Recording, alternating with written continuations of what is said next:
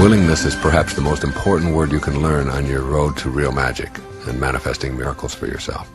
The question always that I ask people is, how willing are you to make your thoughts, your dreams, your visualizations, your images, your invisibleness, that's what all those things are, how willing are you to allow those things to become reality in the physical world, in the world of form? And when people say, well, I tried what you suggested and I thought about it and I really visualized it and I got the image and all of that, and it didn't work out, I always say to them, what weren't you willing to do? Where did you stop? Because life gives exams, and those exams keep coming at you, and the challenges will keep coming at you, and all of the things that are continuing to come at you are challenges and opportunities, and are there exactly because they're supposed to be. It's all, the whole universe is exquisitely synchronized. It's all operating in its own perfection.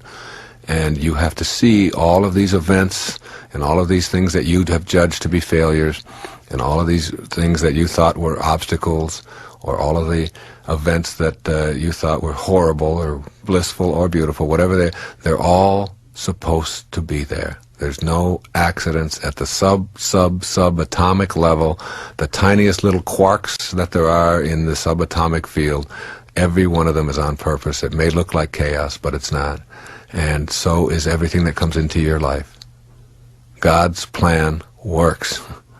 Yours doesn't. By and large, that's a summary.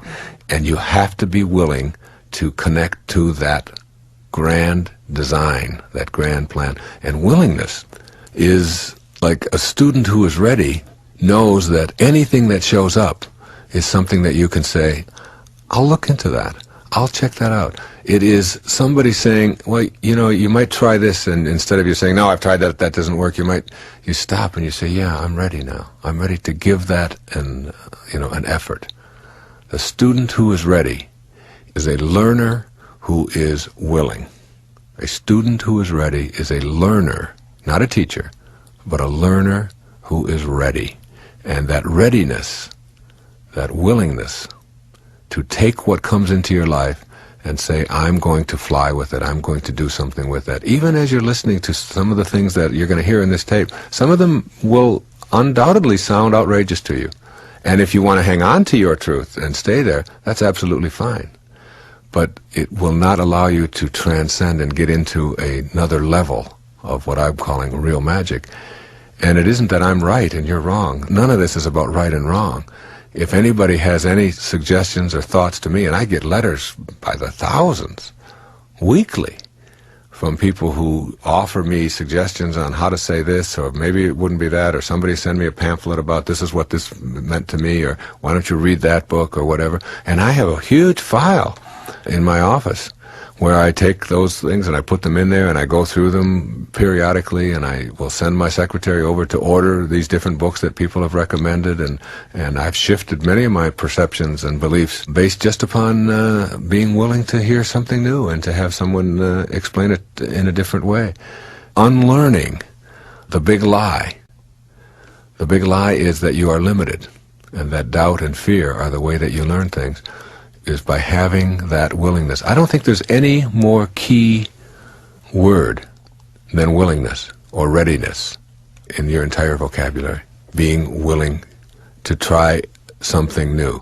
Most of the things that don't work for you in your life, the relationship that didn't work, the bankruptcy or the lack of prosperity in your life, the fact that you didn't make the team or you didn't pass the test, the fact that you weren't able to overcome the flu, or you developed some kind of overweight problem or some kind of addictive problem that you have in your life. Most of those things, or virtually all of those things, are the result of your being unwilling or not ready to be a student. Not ready, just simply not ready. The addict who continues to use drugs or to use alcohol or to smoke cigarettes, it isn't that they don't have the willpower, it isn't that they don't have the capacity, it isn't that they're inferior in any way, it isn't that they've inherited bad nicotine genes or bad alcohol genes or bad cocaine genes. It has nothing to do with that. It is, I still am not willing.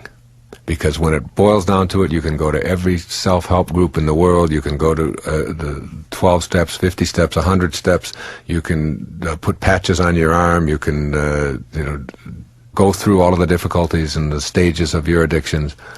But by and large, when it gets right down to how do I change a behavior to become more magical as a human being, you have to do it yourself. You have to, in the bottom line, in the end, you have to be willing.